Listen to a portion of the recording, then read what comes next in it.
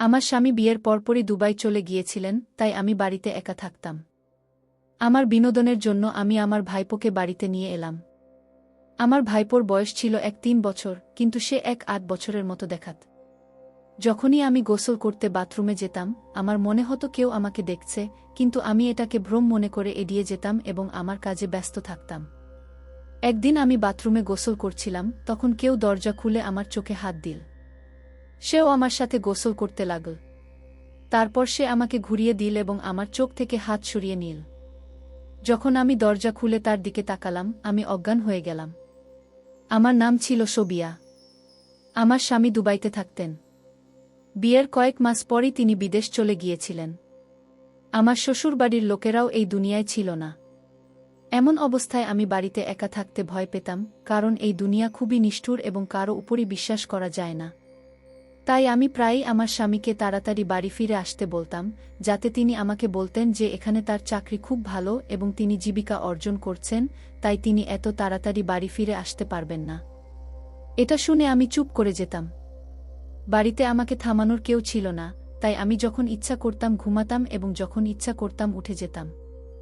যখন আমি আমার বোনের বাড়ি যেতাম, সে আমাকে বলতো, টোবিয়া, তোমাকে একা দেখে আমার খুব ভয় লাগে। যদি তোমার স্বামী বাড়ি ফিরে আসতো। আমার বোন আমার একা থাকতে খুব ভয় পেত, কিন্তু আমি কি করতাম?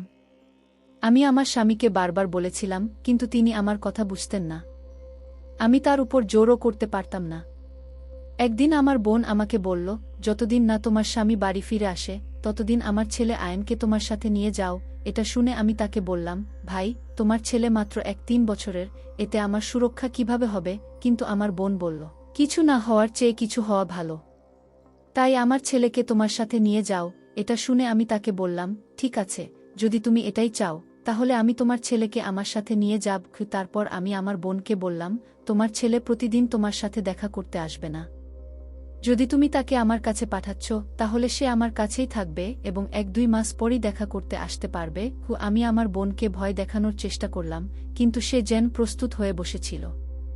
সে বলল, হ্যাঁ হ্যাঁ, ঠিক আছে, আমি তাকে আমার কাছে রাখব এবং যখনই তোমার ইচ্ছা হবে, তুমি আমার সাথে দেখা করতে আসবে।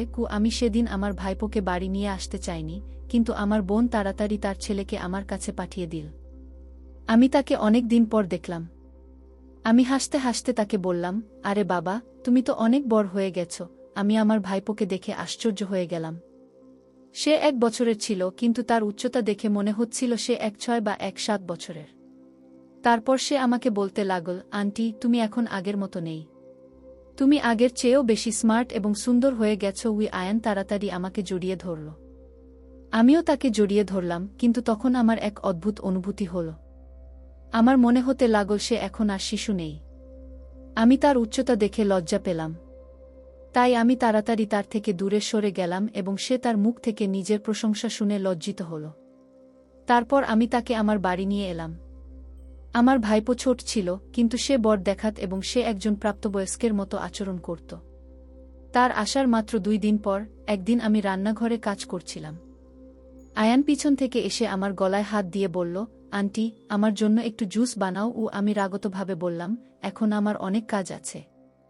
যা খাওয়া দাওয়ার ইচ্ছা হয় নিজেই বানাও এবং খাও। এটা বলে আমি আমার ঘরে চলে গেলাম। আমার খুব রাগ হচ্ছিল। এই ছেলে এত বড় হয়ে গেছে, কিন্তু তার হাবভাব একদম শিশুদের মতো।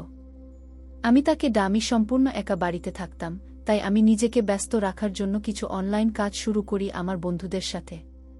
অনেক সময় আমাকে কাজে বের হতে হতো, কিন্তু সে তার ভাইপোকে বাড়িতে একা ছেড়ে যেতে পারত না এবং আমি তাকে আমার সাথে নিয়েও যেতে পারতাম না। তাই আমি চিন্তিত ছিলাম যে তাকে কিভাবে তার বাড়িতে ফেরত পাঠাব। সেই দিন আমি কাজে বাইরে গিয়েছিলাম এবং আমার একটু বেশি সময় লেগেছিল, তাই রাতে দেরি করে ফিরলাম। তাই ইয়ানের খাবার বন্ধ করে দেওয়া হয়েছিল। আমি ভেবেছিলাম যে সে হয়তো খাবার খেয়ে ঘুমিয়ে পড়েছে, কারণ আমি যাওয়ার আগে খাবার রান্না করে রেখেছিলাম। তাই আমি না ভেবেচিন্তে আমার রুমে চলে এলাম এবং ভাবলাম যে এখন আমি আরাম করে বসে খাবার খাব এবং শান্তিতে ঘুমিয়ে পড়ব।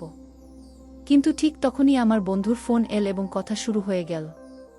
সেই মুহূর্তে আমার হুঁশ ফিরে এল যখন আমার বাথরুমের দরজা খুলে গেল এবং আমি দেখে হতবাক হয়ে গেলাম, কারণ সেই রাতে আমার ভাইপো আমার বাথরুম থেকে বেরিয়ে আসছিল। এটা দেখে আমি একটু ভয় পেয়ে গেলাম।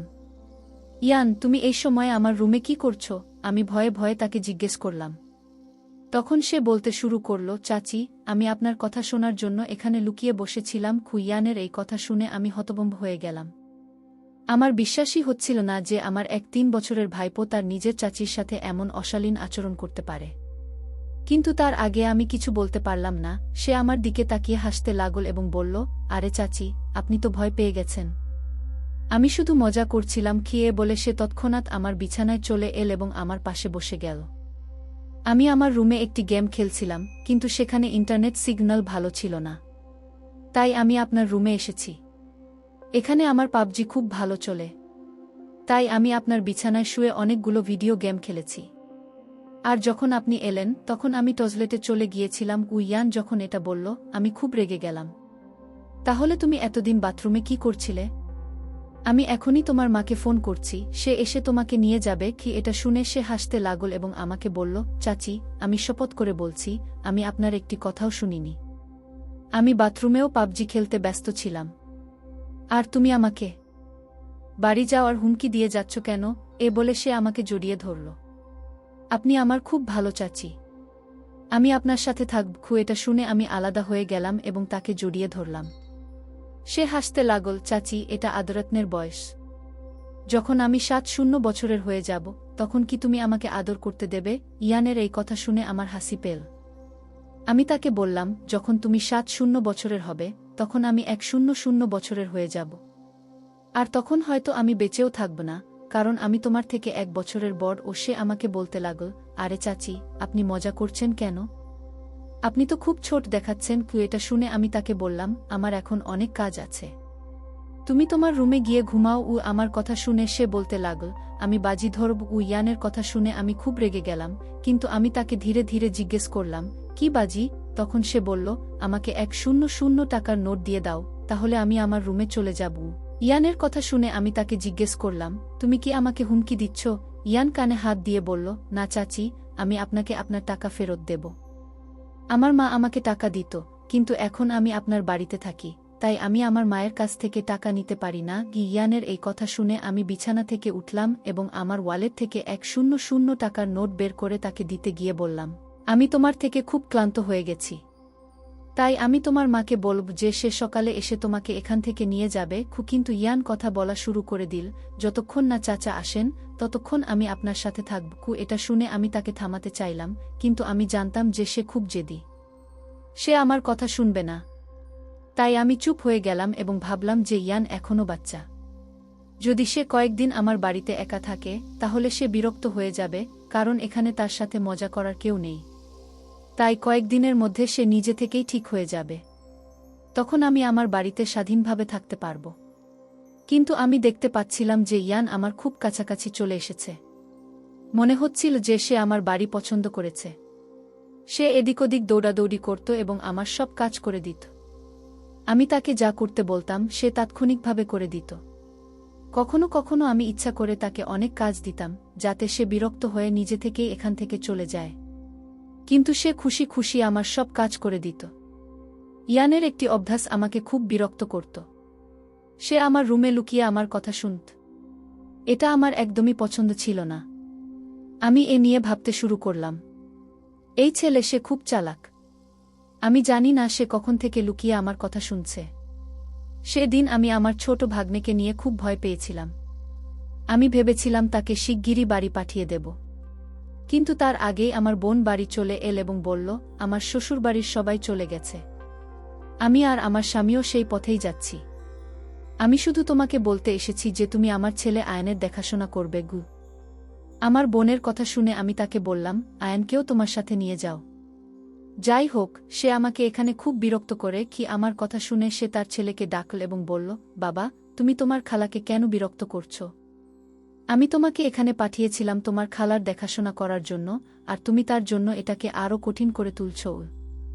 এ কথা শুনে আয়ান অভিযোগভরা দৃষ্টিতে আমার দিকে তাকাল এবং বলল, মা, আমি প্রতিশ্রুতি দিচ্ছি, আমি খালাকে আর বিরক্ত করব না। প্লিজ, আমি এখানেই থাকতে চাই। আমি বাড়ি যেতে চাই না। আমি এখানে আমার খালার সাথে খুব খুশি। আয়ান যা বলল তা শুনে আমি খুব রেগে গেলাম। আমি বললাম, যদি তুমি এমনটা মনে কর, তাহলে তুমি বাড়ি যেতে পার। যাই হোক, আমি এর সাথে অভ্যস্ত হয়ে গেছি কিন্তু আমার কথার জবাবে আমার বোন বলল, ওহ সোবিয়া, তুমি ভুলে গেছ। আমি আগেই তোমাকে বলেছিলাম যে আমাকে শেষকৃত্যতে যেতে হবে। আমি সেখানে কয়েকদিন থাকব, তাই সে তোমার সাথেই থাকবে গি। এ কথা শুনে আমার বোন তড়িঘড়ি চলে গেল। তার স্বামী বাইরে দাঁড়িয়ে তার গাড়ির হর্ন বাজাচ্ছিল। আয়ান এটা দেখে খুশি হল। এই সময় আমি ভাবতে লাগলাম কিভাবে এই ছেলেটা থেকে মুক্তি পাওয়া যায়, কারণ সে আমার বাড়িতে থাকতে পছন্দ করতে শুরু করেছিল, কারণ আমার বাড়িতে আমার প্রয়োজনীয় সব কিছুই ছিল। কিন্তু যেদিন থেকে সে আমার বাড়িতে এসেছে, আমার অনেক কাজ জমে গেছে এবং আমি এর কারণে আমার বন্ধুদের সাথেও দেখা করতে পারছিলাম না। না, আমি তাদের বাড়িতে ডাকতে পারতাম না, কারণ আমরা খোলাখুলি কথা বলতে পারতাম না, এবং এর কারণ ছিল যে আয়ান লুকিয়ে আমাদের কথা শুনত। সেই দিনের পর থেকে যখনই আমি আমার রুমে আসতাম, প্রথমেই আমি টয়লেট চেক করতাম, কারণ আমার ভাগ্নে প্রায়ই আমাকে বিরক্ত করার জন্য টয়লেটে লুকিয়ে থাকত। আমি সেই দিন খুব খুশি ছিলাম, কারণ আমি আমার বন্ধুর সাথে মিলে একটি গুরুত্বপূর্ণ কাজ শেষ করেছিলাম। আমার বন্ধু ফোন করে বলল যে কাজ শেষ হওয়ার আনন্দে একটি পার্টি করা উচিত। আমিও খুব উৎসাহিত ছিলাম, তাই আমি একটি হোটেলের নাম বললাম এবং তাদের বললাম যে তারা তাদের সব বন্ধুদের জানিয়ে দেবে যে আমি কাল সেখানে পৌঁছে যাব। আমি তখন আমার বন্ধুর সাথে কথা বলছিলাম, হঠাৎ আমার ভাগ্নে আমার বিছানার নিচ থেকে বের হয়ে বলল, খালা, আমিও তোমার সাথে পার্টিতে যাব গো। আমি তাকে আমার বিছানার নিচ থেকে বের হতে দেখে হতবাক হয়ে গেলাম, কারণ আমি ভাবতেও পারছিলাম না যে সে আজ এমন কিছু করবে। এটা দেখে আমি লজ্জা পেলাম। আমি তাকে জোর দিয়ে জিজ্ঞাসা করলাম, তুমি আমার বিছানার নিচে লুকিয়ে কি করছিলে? এ কথা শুনে সে নির্লজ্জের মতো হাসতে লাগল এবং বলল, খালা, আজ তোমার ওয়াশরুমে সিগন্যাল ঠিকমতো আসছিল না, আর আমার গেম চলছিল না। তাই আমি তোমার বিছানার নিচে লুকিয়ে পড়েছিলাম। এখানে খুব ভালো সিগন্যাল পাচ্ছিলাম গে। এ কথা শুনে আমি তার আচরণে খুব রেগে গেলাম এবং তাকে বললাম, যেই তোমার মা শেষকৃত্য থেকে ফিরে আসবে, আমি তাকে তোমার সাথে বাড়ি পাঠিয়ে দেব। যথেষ্ট হয়েছে। আমি আর তোমার আচরণ সহ্য করতে পারছি না গে। আমার কথা শুনে আমার ভাগ্নে প্রথমে খুব বিরক্ত হল, কিন্তু তারপর বলল, খালা, আমি তোমার সব কথা শুনতে চাই। এ কথা শুনে আমি তাকে ডাক দিলাম এবং বললাম, আমি কি খারাপ কথা বলছিলাম? তুমি অন্যকে কি বলবে? আমার কথা শুনে সে বলতে লাগল, আমি তোমাকে এটা কাল বলবো। তুমি পার্টিতে কখন যাবে? আমি সেখানে পর্যন্ত তোমার পিছু নেব, কারণ আমি হোটেলের ঠিকানা নোট করে রেখেছি গিয়ে। এত কথা বলে সে চমকে গেল, আর আমি আমার মাথা ধরে ফেললাম, কারণ আমি যতই এই ছেলেটা থেকে দূরে যাওয়ার চেষ্টা করছিলাম, সে ততই আমার কাছাকাছি চলে আসছিল। আমি জানতাম যে আয়ান খুব স্পষ্টভাষী। সে যা বলতো তাই করত। তাই আমি চাইছিলাম না যে সে কাল আমার পিছু নেয় এবং হোটেলে গিয়ে আমার বন্ধুদের সামনে আমাকে বিব্রত করে। তাই আমি আয়ানকে স্নেহে বোঝালাম, দেখো বাবা, কারো কথা লুকিয়ে শোনা ভালো নয়। তাই আগে থেকে এমন করো না কি। কিন্তু আমার বোঝানোর তার উপর কোনো প্রভাব পড়ল না, এবং সে আমাকে বলতে লাগল, আমি তোমার কথা এক শর্তে মানব, যখন তুমি আমার কথা মানবে গি। আমি অবাক হয়ে তার দিকে তাকালাম। বলো, আমাকে তোমার কোনো কথা মানতে হবে? আমি প্রশ্নভরা দৃষ্টিতে তার দিকে তাকালাম, যার জবাবে সে বলল, আমার কিছু টাকা দরকার। আয়ানের কথা শুনে আমি হতবাক হয়ে গেলাম, কারণ কথা এক ছিল, আর যখন আয়ান মুখে টাকা চাইছিল, তখন সে আমার ভাগ্নে ছিল। আমি তাকে আমি পকেট মানি দিতাম যাতে সে যদি কোনো কিছুর প্রয়োজন হয় তা কিনতে পারে। কিন্তু আমি এটা দিচ্ছিলাম কারণ আয়ান এখন প্রায়ই আমার কাছ থেকে টাকা চাইতে শুরু করেছিল, যা ভালো কিছু ছিল না।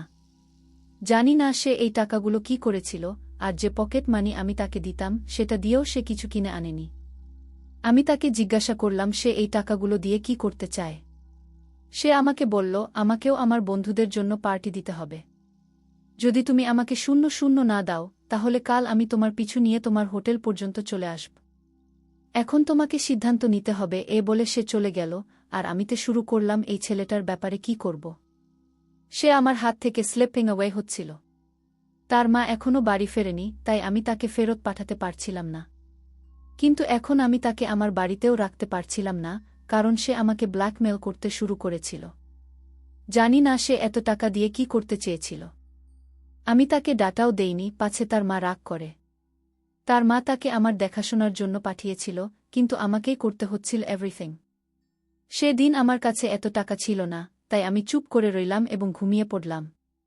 কিন্তু পরের দিন সকালে উঠেই আমি ব্রেকফাস্টও করিনি, ব্যাংক থেকে টাকা তুলে আয়নের হাতে দিয়ে বললাম, যদি তুমি আবার আমার কাছ থেকে এত টাকা চাও, তাহলে আমি তোমার প্যারেন্টসকে বলে দেব আমি তাকে তার বাবার টাকার কথা দিয়ে ভয় দেখালাম, কারণ সে তার বাবাকে খুব ভয় পায়। কিন্তু এবার সে তার বাবার ভয়েও ভয় পাচ্ছিল না। জানি না তার প্যারেন্টস তাকে এত ফ্রিডম কেন দিয়েছিল। আমার হাজব্যান্ড এখানে বসে পরিশ্রম করছিলেন, আমি নিজেও এখানে নানা ধরনের কাজ করছিলাম, যাতে আমি আমার জীবন ফুলি উপভোগ করতে পারি। আমারও টাকার খুব প্রয়োজন ছিল এবং আমি যতটা সম্ভব সেভ করতে চেয়েছিলাম। কিন্তু এই ছেলেটা প্রতিদিন আমার কাছ থেকে টাকা চাইতে লাগল। এনিওয়ে, আমি ভেবেছিলাম পার্টি থেকে ফিরেই আমি আমার বোনকে ফোন করে বলব সে যেন তার ছেলেকে আমার বাড়ি থেকে নিয়ে যায়। আমি ভেবেছিলাম আমি আমার বোনকে তার ছেলের সব কাজকর্ম সম্পর্কে বলে দেব। সে তার মা, সে তাকে বুঝিয়ে বলবে এবং তাকে বাড়ি নিয়ে যাবে। কিন্তু তার আগেই এভরিথিং ঘটে গেল, যা আমি কখনো ভাবিনি। আমি রেডি হয়ে আমার ফ্রেন্ডসের দিকে যাচ্ছিলাম, তখনই আমি দেখলাম আয়ান আমার বাড়িতে আছে। কিন্তু যখন আমি পার্টিতে পৌঁছলাম, তখন আমার মনে হলো যেন আয়ান আমার পিছু নিয়ে এখানে এসেছে। হোটেলে পৌঁছে আমি অনেকক্ষণ তার জন্য অপেক্ষা করলাম, মেসে বসে চায়ের অর্ডার দিলাম এবং পান করতে লাগলাম, কারণ সে লুকিয়ে থাকার অভ্যাস আছে। তাই আমি আমার ফ্রেন্ডের কাছে যাইনি, কিন্তু আমার মনে হলো এটা আমার ভুল ধারণা। আয়ান এখনও এত বড় হয়নি যে আমার সাথে হোটেল পর্যন্ত আসতে পারে, তাই আমি শান্ত হলাম এবং হোটেলের বেসমেন্টে চলে গেলাম যেখানে পার্টি আয়োজন করা হচ্ছিল। আমি সেখানে গিয়ে আমার ফ্রেন্ডসের সাথে পার্টি উপভোগ করতে লাগলাম। আমার বয়ফ্রেন্ড আমার প্রশংসা করছিল, কারণ আমি এই কাজটি সম্পন্ন করতে অনেক এফোর্ট করেছিলাম এবং আমি ভালো করেই জানতাম কিভাবে আমার ফরগেটফুল নেচারের অ্যাডভান্টেজ নিতে হয়। কিন্তু ঠিক তখনই গুলির শব্দ শোনা গেল। সবাই এদিক ওদিক ছুটতে লাগল, কেউ কেউ সোফার পিছনে লুকিয়ে পড়ল। মেয়েরা ভয়ে কেঁদে উঠল। সবাই শক ছিল কে এই কাজ করছে। লোকেরা এক জায়গা জড়ো হল, আমিও সেদিকে ছুটে গিয়ে আনকনশিয়াস হয়ে পড়লাম। সিকিউরিটি গার্ড আমাদের বসকে বলছিল, স্যার, এই ছেলেটা আমাদের উপর স্পাইং করছিল। তার কাছে মোবাইল ফোন ছিল এবং সে এভরিথিং রেকর্ড করছিল, তাই আমি তাকে গুলি করেছি। এটা শুনে আমার মনে হলো আপনি খুব ভালো কাজ করেছেন। যে কেউ আমাদের উপর স্পাইং করবে বা আমাদের বিট্রে করবে, আমরা তার সাথে এক্স্যাক্টলি দ্য সেম করব। এটা শুনে আমি কেঁদে উঠলাম, কারণ সেই ছেলেটা ছিল আমার ভাইপো আয়ান, যে আমার পিছু নিয়ে এখানে এসেছিল। আমার টিয়ার্স থামছিল না, কারণ সে এখন এই দুনিয়ায় নেই। বস বুঝতে পারল না আমি কেন কাঁদছি। তারা জানত না সে আমার ভাইপো এবং আমি তাকে কিছু বলতে পারিনি, নইলে সে আমার সাথেও এক্স্যাক্টলি দ্য সেম করতে পারত। বস আমার হাত ধরে আমাকে একটি হোটেল রুমে নিয়ে গেল এবং আমাকে ওয়াটার দিতে লাগল। তাদের মনে হলো আমি এই চাইল্ডকে দেখেই ইমোশনাল হয়ে গেছি। আমি সিচুয়েশন কন্ট্রোল করার চেষ্টা করলাম, একটি গ্লাস ওয়াটার নিয়ে পান করলাম। আমি ভাবতে লাগলাম এখন আমি আমার বোনকে কি অ্যান্সার দেব। আমার কনসেন্স আমাকে তিরস্কার করতে লাগল, আমি একটি হিউজ মিস্টেক করেছি। আমি আমার বসকে বললাম, আমি এখন ঠিক আছি, আমি কিছুক্ষণ রেস্ট করতে চাই। তারা আমাকে লিভ করে বাইরে চলে গেল। আমি পাপের বার্ডেন আর সহ্য করতে পারছিলাম না, তাই আমি ইমিডিয়েটলি পুলিশকে কল করলাম। পার্টির সময় পুলিশ এসে গেল এবং সে আমাদের সবাইকে গ্রেপ্তার করে নিয়ে গেল। জেলে যাওয়ার পর আমি পুলিশের সামনে এও স্বীকার করলাম যে আমি বাড়িতে একা থাকতাম এবং আমরা যে কাজ করছিলাম তা অবৈধ ছিল। আমরা মেয়েদের স্কুল ও কলেজে ড্রাগ পাঠাতাম। আমি এই মেয়েদের সাথে বন্ধুত্ব করতাম, তাদের ড্রাগ পাঠাতাম এবং প্রচুর অর্থ উপার্জন করতাম। কিন্তু আমার ভাইপো এতে সন্দেহ করেছিল এবং সেই রাতে সে আমাদের পিছু নিয়ে হোটেলে পৌঁছে গিয়েছিল এবং আমাদের সবাইয়ের ভিডিও বানিয়ে ফেলেছিল। তারপর গার্ড তাকে গুলি করে মেরে ফেলেছিল। আমার স্বীকারোক্তির পর পুলিশ চালান কাটল এবং আমার পুরো গ্যাং এবং আমার বসকে জেলে পাঠিয়ে দিল। সেখানেই আমি আমার করা কাজের শাস্তি ভোগ করা শুরু করলাম। যখন আমার বোন আমাকে জেলে দেখতে এল, সে আমার কলার ধরে ফেল এবং জোরে জোরে কাঁদতে লাগল। সে আমাকে জিজ্ঞাসা করতে লাগল, বলো তুমি এসব কেন করেছ? আমার কাছে অনুতাপ ছাড়া আর কিছুই ছিল না। আমি কোনো উত্তর দিতে পারলাম না এবং সে চিরতরে চুপ হয়ে গেল।